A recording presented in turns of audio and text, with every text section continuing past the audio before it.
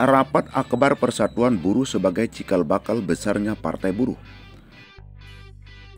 Rapat Akbar Persatuan Partai Buruh Nusa Tenggara Barat turut hadir Presiden Partai Buruh Said Iqbal yang juga salah satu pengurus pusat Perserikatan Bangsa-Bangsa atau PBB yang berkantor di Jenewa.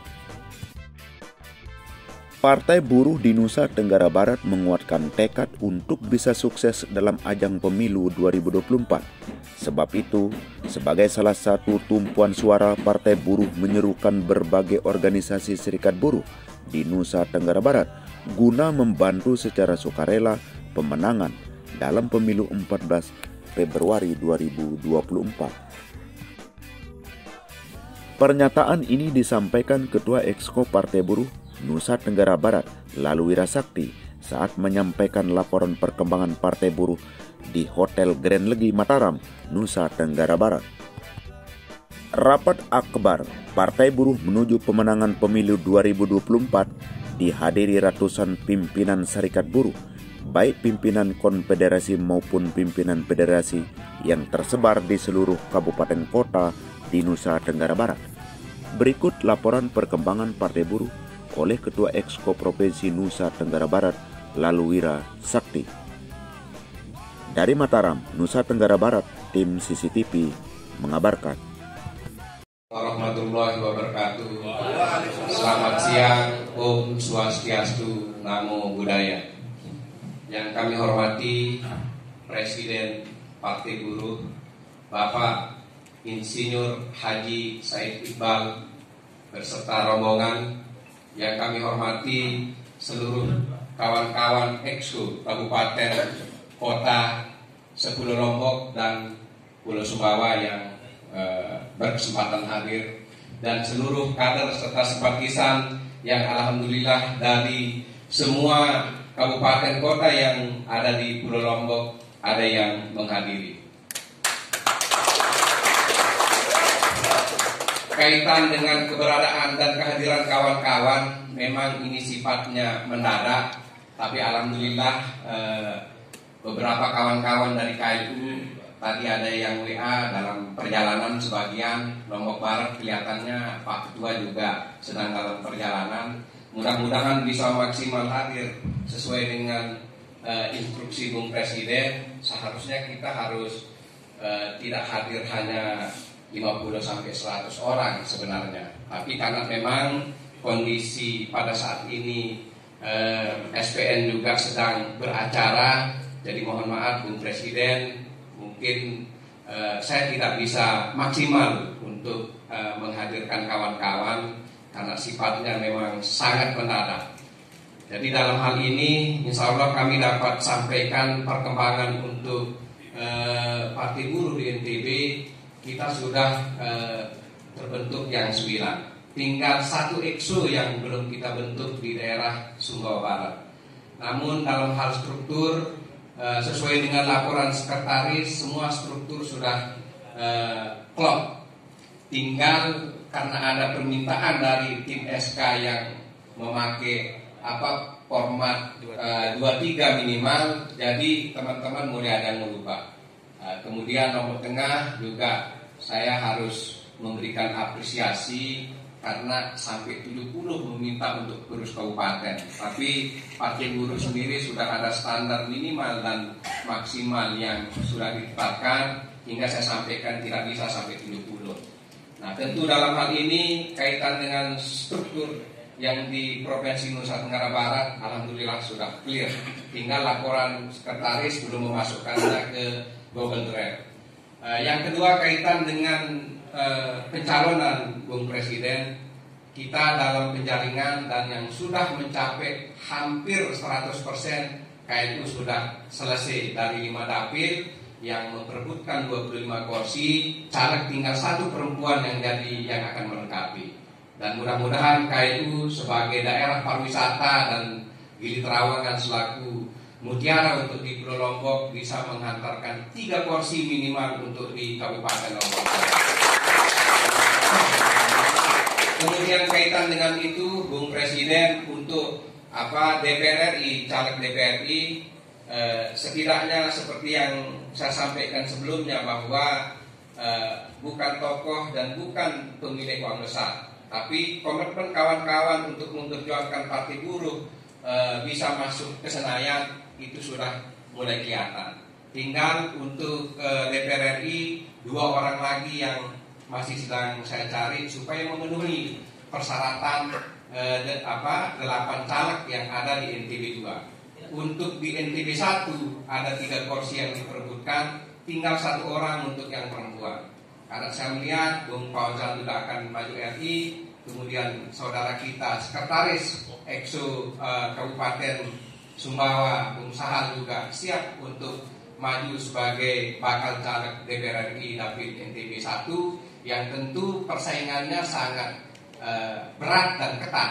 Tapi saya yakin dengan semangat kawan-kawan, setidaknya walaupun mungkin jauh dari harapan menurut analisa di Pulau Sumbawa kita akan dapatkan kursi, tapi setidaknya suara untuk membantu kawan-kawan di nasional insya Allah pasti ada.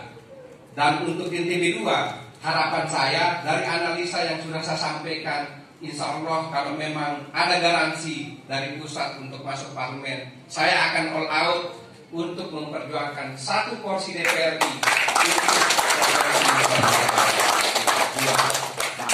Kemudian untuk Kabupaten Lombok Tengah, untuk sementara memang ini belum lengkap semua untuk bakal caleg, tapi mudah-mudahan Ketua Lombok Tengah juga bisa lebih bersemangat dan lebih aktif untuk penjaringan bakal caleg. Tapi menurut informasi rata-rata dapilnya sudah terisi, tinggal melengkapi. Namun dalam data yang saya lihat baru 1 yang didaftarkan, dan beliau Pak Haji Rahyono, mantan Kepala Bakas Bangpol, sudah siap untuk memenangkan Partai Buruh untuk di Lombok Tengah Dapil Peninggalan Jonggak kalau saya tidak salah. Kaitan dengan Lombok Timur juga saya melihat Pak Sekretaris Pak Haji Islah selaku tokoh di Lombok Timur dan sudah bertahun-tahun mendorong dan menjadikan orang baik Gerindra maupun partai-partai yang lain, dan beliau sekarang tidak mau mendukung orang tapi akan mendukung di rumah besarnya sendiri, dan di setiap dapil sudah menempatkan beberapa calon-calon yang kita anggap potensi untuk menang. Ada mantan Kapolsek, ada mantan camat yang dijuluki dengan Sambo gitu kan. Ini adalah yang akan memberikan suara dan berkontribusi untuk di Lombok Timur. Nah, hingga target saya di situ minimal 3 kursi Lombok Timur ini harus dipenuhi. Karena mimpi besar saya untuk bertarung sebagai calon bupati maupun wakil bupati di Lombok Timur. Assalamualaikum warahmatullahi wabarakatuh. Salam sejahtera untuk kita semua. Shalom. Om Swastiastu, nama budaya. Salam kebajikan. Semoga Tuhan selalu memberikan nikmat sehat kepada kita sesuai doa, agama dan keyakinan kita masing-masing. Terima kasih atas kehadiran kawan-kawan dan undangan dari Expo Provinsi NTB kepada saya untuk hadir. Karena kebetulan pada hari ini juga berlangsung ada satu rapat dari Serikat Pekerja Nasional, di mana Bung Wira salah satunya adalah sebagai ketua DPD SPN NTB. Saya bilang sama Bung Wira, udah sekalian aja kita bikin, karena kalau nggak nunggu lagi sampai dengan Lebaran selesai terlalu lama. Karena besok tanggal 10 saya harus berangkat ke Jenewa, ada sidang ILO ya. Kebetulan saya adalah pengurus pusat, salah satu pengurus pusat Badan Perserikatan Bangsa-Bangsa PBB berkantor di Jenewa. Saya udah tiga periode, ya, 3 periode untuk memimpin ini. Jadi Presiden Partai Buruh bukan kaleng-kaleng, bukan ecek-ecek. Kantornya di Jenewa setahun 4 kali. Dan kebetulan saya dinobatkan sebagai pemimpin pemimpin Serikat Buruh dan HAM terbaik sedunia pada tahun 2015 di Rotterdam, Belanda. Kira-kira sebelah sananya Lombok Timur. Tadi ngomong Lombok Timur. Apa yang saya maksud demikian? Bukan bermaksud menyombongkan diri. Mungkin menjadi pemimpin. Selalu kita ada satu sifat feudalisme, yaitu sifat hanya menghamba. Oh, karena saya orang kecil, karena saya orang miskin, karena saya mahasiswa dari keluarga petani, karena saya guru, karena saya aktivis perempuan, karena saya hanya PRT, karena hanya saya buruh migran, maka kekuasaan dan kepemimpinan itu hanya milik orang-orang kaya dan orang-orang yang berpendidikan. Itu wrong, very extremely wrong. Itu salah. Saya ambil contoh, sudah keliling dunia, seluruh dunia, 5 benua sudah saya kelilingi, cuma kutub utara dan kutub selatan aja, karena cuma beruang es. Bingung nanti rapapin dengan siapa dengan beruang es.